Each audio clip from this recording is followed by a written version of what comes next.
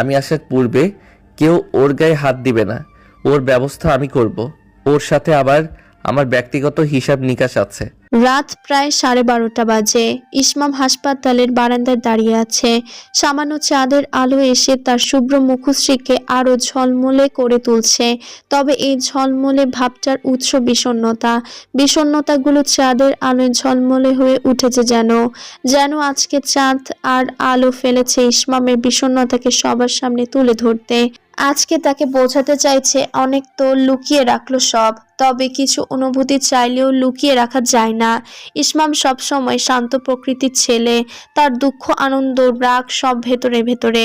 যেমন তার আনন্দগুলো ভেতরে চাপা পড়ে হয়ে যায় অহংকার, দুঃখগুলো হয় ঈর্ষা আর রাগগুলো হয় ক্ষোভ।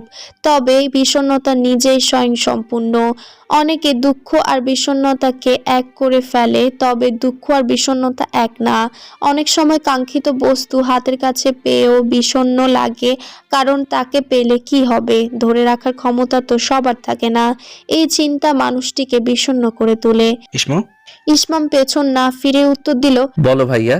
ইয়াকুব না দেখেও স্পষ্ট বুঝতে পারল ইসমামের কণ্ঠ ভারী। সে কি কাঁদছে? ছেলেরা কি এত সহজে কান্না করে, তাও ইসমামের মতো ছেলে? তুই আজরার জন্য কাঁদছিস তাই না? তোমার কি মনে হয়? তুই কোনোভাবে আজরাকে ভালোবাসি? ইয়াকুবের কথা বলা শেষ হতে না হতে ইসমাম এক প্রকার ইয়াকুবের কথা কেড়ে নিয়ে বলল, কেন সবার মতো তুমিও মনে করো ওর গায়ে কলঙ্ক লেগেছে? ভালোবাসা নামক অনুভূতিটাকে আদৌ শরীরের কলঙ্ক দিয়ে বিচার করা যায়? আমি তেমন বোঝাতে চাইনি। আমিও ভালোবেসেছি। তোর ভাবি অন্য কারোর হতে যাচ্ছে জেনেও নিজেকে আটকে রাখতে পারিনি। যে নিজেকে পবিত্র রাখতে চেয়েছিল তাকে কি কেউ কলঙ্কিত করতে পারে? একজন পুরুষ নারীর শরীরে তার অনিচ্ছা সত্ত্বেও ছোঁয়া দিয়েছে, এতে কি সেই নারী কলঙ্কিত হয়? দেখে নিও, আমি সবারই ধারণা ভেঙে দিব। আজরা কলঙ্কিত না, আজরা পবিত্র ঠিক ততটাই যতটা প্রথম দেখেছিল। আমি তার হৃদয় জয় করব। ও এখন অনেক খারাপ সময় পার করছে। ওর অনেক যত্ন আর ভালোবাসা প্রয়োজন। আজরার জ্ঞান ফেরার পর অনেকগুলো কৌতূহলী দৃষ্টি তার দিকে তাকিয়ে আছে। সবাই জানতে চায় ঘটনা কি হয়েছিল। আজরা সবাইকে আকুতির স্বরে বলল, আমাকে বাসায় নিয়ে চলুন প্লিজ। আজরাকে বাসায় নিয়ে আসা হয়েছে। আজরা তার রুমে আছোয়া হওয়া, তাকে ঘিরে তার সব আত্মীয়রা, তবে তাকদির জামান নেই। ইরা আজরার মাথায় হাত বুলিয়ে দিচ্ছেন। আপনারা শুনতে চান তো আমার কাছ থেকে আমার কি হয়েছে? বলছি। আজরা ইসমামের কানে কানে কি যেন বলল। ইসমাম সম্মতি জানালো। সেদিনের ঘটনা। সেদিন সুরাইয়াকে তার রুম পর্যন্ত দিয়ে আসার পর সুরাইয়া আজরাকে একটু দাঁড়াতে বলে। আজরা সেখানে দাঁড়ালে হঠাৎ করে পেছন থেকে কৌশিক এসে দরজা বন্ধ করে দিল। আজরা পেছনে তাকিয়ে কৌশিককে দেখে হকচকিয়ে গেল। আজরার দিকে যাওয়ার চেষ্টা করে বলল, আরে আপনি দরজা বন্ধ করছেন কেন? শোন, আজ রাত তোমাকে আমার মনে ধরছে। আমি চাই তোমাকে বিয়ে করতে। মাতালের মতো কথাবার্তা বলছেন আপনি। সম্ভবত অতিরিক্ত নেশা করে ফেলেছেন। আপনি আর আমি সম্ভব না। আর আমি আপনাকে বিয়ে কেনই বা করব? আপনাকে আমি পছন্দ করি না। আমার তো মনে হয় আপনি একজন চরিত্রহীন পুরুষ। এখন যা করছেন তা মোটেই কোনো ভালো পুরুষের আচরণ না। আমি কিছুটা চরিত্রহীন বটে। এর আগে অবশ্য ডজনখানেক প্রেম করেছি।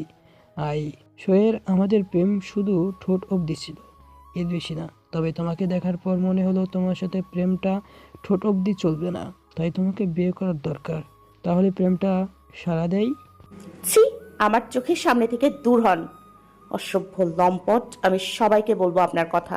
এখন যদি তুমি রুম থেকে আমার কথা না শুনে বের হও, তাহলে তোমার চরিত্রে এমন কলঙ্ক লাগাবো যে তুমি আমাকে বিয়ে করতে বাধ্য হবে।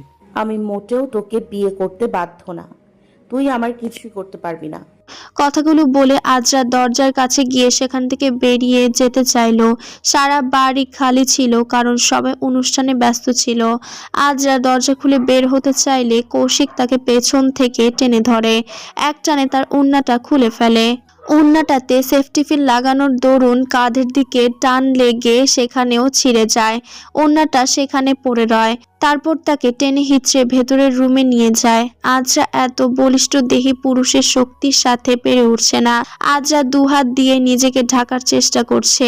কৌশিককে লুলোভ দৃষ্টি তার গায়ে। খবরদার, আমার সাথে কিছু করার চেষ্টা করবি না। তোর সাথে খুব খারাপ হয়ে যাবে বলে দিলাম। আমাকে এখন যেতে দে বলছি। তোমাকে আমি এত সহজে যেতে দিচ্ছি না। তবে যাই হোক, আজ তোমার গায়ে কলঙ্ক লাগবে, তারপর শেষমেশ তুমি আমাকে বিয়ে করতে বাধ্য হবে। আমার সারা গায়ে ও যদি কলঙ্ক লেগে যায় তাতেও কিছু যায় আসে না। তোকে আমি বিয়ে তো দূরে থাক, তোর চেহারাও দেখব না, এবং তোকে আমি পুলিশে দিব।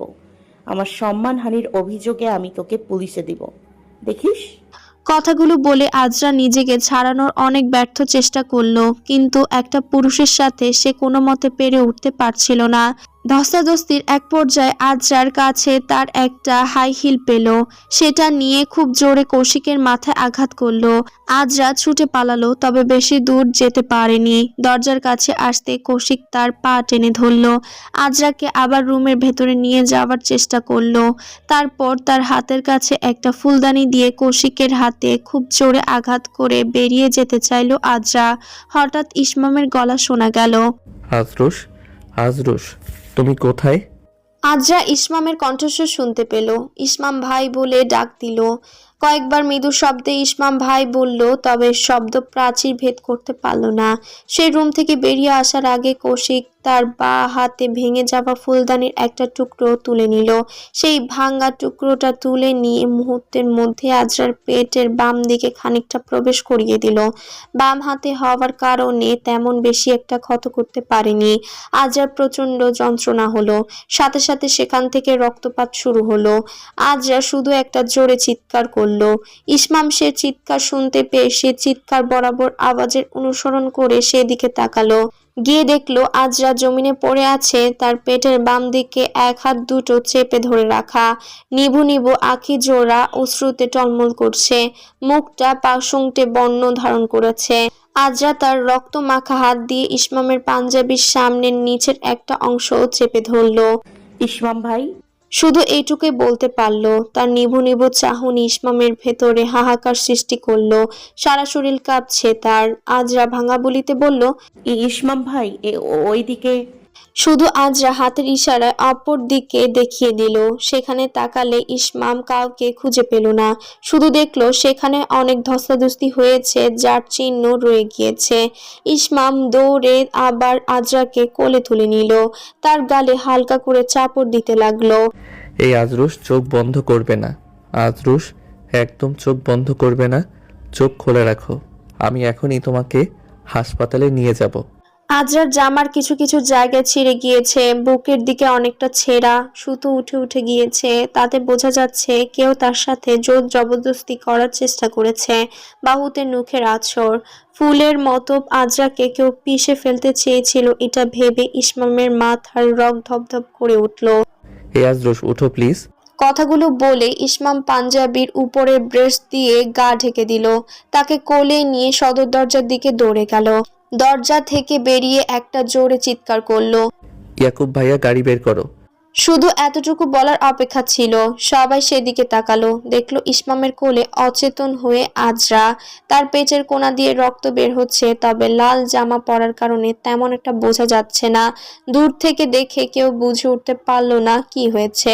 নিশা বেগম দৌড়ে গেলেন, গিয়ে দেখলেন তার মেয়ের শরীর রক্তে মাখামাখি। ইসমামেরও ঘাড়ের দিকে খামচির দাগ হতে তাজা রক্ত বের হচ্ছে। ইসমামের কাপড় তার গায়ে। বিয়ে সেখানেই থেমে গেল। থেকে থেকে বর কনে সহ সবাই পরপর গাড়ি নিয়ে হাসপাতালের দিকে রওনা হতে লাগলো। কেউ এখনো কিছুই বুঝে উঠতে পারছে না যে কি হয়েছে, কে করেছে। মুখে মুখে রটে গেল আজরার সম্ভ্রমহানি হয়েছে, কেউ তার সর্বনাশ করেছে। তবে সেটা ইসমামই, তা অনেকে নিশ্চিন্ত বর্তমানে। আর এভাবেই ইসমাম ভাই সেদিন আমাকে উদ্ধার করেছিল, তবে আমি ওদিকে দেখানোর পর ওরা তখন পেছনের জানালা দিয়ে পালিয়ে গিয়েছিল। তাহসিন জামান চিৎকার করে উঠলেন, এদের এত বড় সাহস আমার মায়ের গায়ে হাত দেয়, ওকে তো আমি ছাড়ছি না। শান্ত হন ছোট মামা, ওর ব্যবস্থা আমরা করব এবং পুলিশেও দেব। তবে আগে লোকাল স্টাইলে খাতির করব। কৌশিককে একটা ঘরে বেঁধে রাখা হয়েছে। ইসমাম চট করে এসে ঘরে ঢুকে পড়ল। সেখানে শৌফিক পাহারা দিচ্ছিল, ইসমামের হাতে একটা মোটা লাঠি। ইয়াকুব বলল, কি ব্যাপার? ইসমাম কি করতে চাইছে? দেখিস আবার ব্যাটা পটল না তোলে। কিছু একটা করতে চাইছি। আমি চাই ওর এমন অবস্থা করব যাতে সারা জীবনের জন্য মনে রাখে। ওকে মনের স্বাদ মিটিয়ে পেটাতে না পারলে তেমন ভালো লাগবে না ভাইয়া। পুলিশ কি আর তা করবে? আমি কিছুই করিনি, আমি শুধু ওকে বিয়ে। ইসমাম কৌশিকের গাল চেপে ধরল। বিয়ের কথা মুখে আনবি না জানোয়ার, তোর মুখে বিয়ে নামক পবিত্র শব্দটা মানায় না। তোমরা যাও, ওকে আমি দেখে নিচ্ছি। ইসমাম দরজাটা লাগিয়ে দিল, তারপর কৌশিকের হাতের বাঁধন খুলে দিল। অধর কোণে তীর্যক হাসি। এখন যদি আমি তোর হাতের বাঁধন না খুলতাম তাহলে তুই বলতি তোকে দুর্বল পেয়ে মেরেছি। এবার আয়, সমানে সমানে টক্কর লাগুক, তুই আমাকে মারতে পারিস। তোর এলাকায় ডেকে এনে ভয় দেখাচ্ছিস? পারলে আমার এলাকায় আয়। তোদের মতো শূকরদের কোনো এলাকা হয় না। তোদের যেখানে পাওয়া যায় ধরে উপরে পাঠানোর ব্যবস্থা করতে হয়। তবে আফসোস, দেশের আইন আমার হাত বেঁধেছে, না হলে তোকে দেখিয়ে দিতাম ইসমাম সাদাব ফার্সির। তোদের মতো শূকরদের শেষ করতে কোনো এলাকার প্রয়োজন হয় না। বাহিরে থেকে সবাই শুধু ঘুষাঘুষি মারামারির শব্দ পাচ্ছে। এক পর্যায়ে ইসমাম বেরিয়ে এলো, তার কপালে কিছুটা কেটেছে, হাত দিয়ে রক্ত পড়ছে। ইরা দৌড়ে এলেন। আজরা খুব কষ্টে খুঁড়িয়ে খুঁড়িয়ে ইসমামের হাতটা নিয়ে বলল, আপনাকে পাগলামি করতে নিষেধ করেছি না? ওকে শাস্তি পুলিশ দেবে। পুলিশ শাস্তি দিবে, কিন্তু সেটাতে আমার পোষাচ্ছে না, তাই আগে ব্যক্তিগত আক্রোশ মিটিয়ে নিলাম। তুমি এর মধ্যে একদম কথা বলতে আসবে না, সোফায় গিয়ে বসো। ইসমাম বাহিরে বেরিয়ে এলো। সাবার বাবা বললেন, আমাদের বাড়ির ছেলের সাথে এসব কি হচ্ছে আমি কিছুই বুঝতে পারছি না। আপনারা কিসের ভিত্তিতে কি বলছেন? প্রমাণ আছে? আপনাদের মেয়ে হয়তো। ইসমামের মাথায় রগ আবার ধপ করে উঠল। সাবার বাবার কলার ধরে বলল, খবরদার, আজরার নামে একটা নোংরা কথা যেন আপনার মুখ থেকে বের না হয়। যেহেতু আজরা বলেছে তার মানে সব সত্যি, ওর মুখের কথাই যথেষ্ট, আর কোনো প্রমাণ দলিল বা সাক্ষীর প্রয়োজন নেই। মুখে বলেছে না তার মানে এটাই সত্যি। আর পুলিশি মামলা করার ব্যবস্থা করছি। আপনাদের ছেলের উপর অ্যাটেম্প টু মার্ডার, মোলেস্টেশন সহ বিভিন্ন চার্জ লাগবে। মনে করবেন না এত সহজে ছাড়া পাবে। সানবি শফিক গিয়ে দেখলো কৌশিক জমিনে পড়ে আছে, হয়তো বেহুশ। মনে হয় না এমন মার জীবনে কোনোদিন খেয়েছে। তবে ইসমামের মতো ছেলে যে কৌশিককে বেধড়ক পেটাতে পারে তাও সকলের ধারণার বাইরে ছিল। আজ নতুন রূপে সব দেখলো। জরুরি ভিত্তিতে হাসপাতালে নেওয়া প্রয়োজন। তাকে ধরাধরি করে হাসপাতালে নেওয়া হলো। তাহসিন বললেন, যেই পরিবারে এমন নোংরা ঘটনা ঘটে, যেই পরিবারের মানুষ নারীর হেফাজত করতে জানে না, আমার মেয়ের মতো ভাতিজির সাথে এমন আচরণ করেছে, সেই পরিবারে আমি বিয়ে করব না। আমি এই বিয়ে ভেঙে দিয়েছি। তুমি এটা কি বলছো তাহসিন? আমরা না একে অন্যকে ভালোবাসি, কিভাবে ছেড়ে চলে যাচ্ছ? তোমার বাবা যখন আমাদের পরিবারের মেয়ের বিরুদ্ধে বাজে কথা বলছিল তখন। আমি জানি আজরা কিছু করিনি। আমি অনেক বেশি লজ্জিত ওর সাথে এমন হয়েছে, তাই বলে তুমি এমনটা বলবে? আমার ভালোবাসা তো ঠুকনো হলো? সাবা দৌড়ে আজরার রুমের দিকে চলে গেল। তাহসিন তার পেছনে গেল। এই কোথায় যাচ্ছ? আজরা মামনি অসুস্থ, ওকে কিছু বলবে না? আজরা বিছানায় সোজা হয়ে শুয়েছিল। তার ক্ষততে প্রচন্ড পরিমাণ ব্যথা হচ্ছে, এত ব্যথা যে চোখ দিয়ে আপনা আপনি পানি পড়া শুরু হয়েছে। আজরা দাঁত চেপে সেই ব্যথা সহ্য করছে। আজরা তার মাথায় কারো হাতে স্পর্শ পেতে ধরপড় করে ওঠার চেষ্টা করলো। আতঙ্কিত হবে না, আমি তোমার সাবা চাচি। আপনি এখানে? কণ্ঠরোধ হয়ে আসছে, আকুতির সুরে বলল, তুমি কি আমাকে ঘৃণা করো? তোমারও কি মনে হয় এসবের পিছনে আমারও হাত আছে? আপনাকে কেন ঘৃণা করব? আপনার এখানে সম্পৃক্ততা নেই, আমি নিশ্চিত হয়েছি। আমার ছোট চাচুকে এটা বুঝিয়ে বলো না। আজরা ছোট চাচা রুমে এলো। আজরার কাছে এসে হাত ধরলো। আজরা চোখ মুখ খিচে বলল, এটা আমি কি শুনলাম চাচু? আজরা কান্না করে দিল। ইরা এসে তাকে জড়িয়ে ধরলো। তুমি আমার জন্য আরেকজনের ভালোবাসাকে এভাবে ফিরিয়ে কেন দিচ্ছ? আমি ইতিমধ্যেই সবার জীবনে সমস্যা তৈরি করা শুরু করেছি, তাই না? আমি সমস্যা, আমার জন্য সবার খুশি নষ্ট হয়ে গিয়েছে। আজরার মানসিক অবস্থা ভালো না। সেই ঘটনার রেশ ধরে সে নিজেকে দোষী মনে করছে। শেষমেশ তার পাগলামির জন্য সানবি এসে তাকে ঘুমের ইনজেকশন দিল। দেখতে দেখতে আরো 1 মাস কেটে গেল। ইসমাম নিজ উদ্যোগে আজরাকে ভর্তি করিয়ে দিল। আজরা আর কোনো ভার্সিটিতে পরীক্ষা দিল না। সে মানসিকভাবে প্রচন্ড বিপর্যস্ত। তাই সারা দিন নিজের ঘর থেকে বেরও হয় না। আশেপাশের মানুষের প্রতিদিনকার খারাপ খারাপ কথা শুনতেই হয়। আর বিয়ে হবে না, তার চরিত্রের সমস্যা, এসব শুনতে শুনতে আজরা অতিষ্ঠ হয়ে উঠেছে। নিশা আক্তারের জীবনের সব দিকে অনিয়ম করতে করতে শয্যাশায়ী হওয়ার প্রস্তুতি নিচ্ছেন। তিনি এতটাই ভেঙে পড়েছেন যে খাওয়া দাওয়াও কিচ্ছু ঠিক মতো করছেন না, কারোর সাথে কথাও বলছেন না। হঠাৎ একদিন সকালে সালমান, ইরা, ইসমাম সহ তাদের বাসার সবাই উপস্থিত হলো। সবাই নিশা বেগমের রুমে গিয়ে কি যেন আলোচনা করলো। বেশ কিছুক্ষণ পর আলোচনা শেষে বেরিয়ে এলো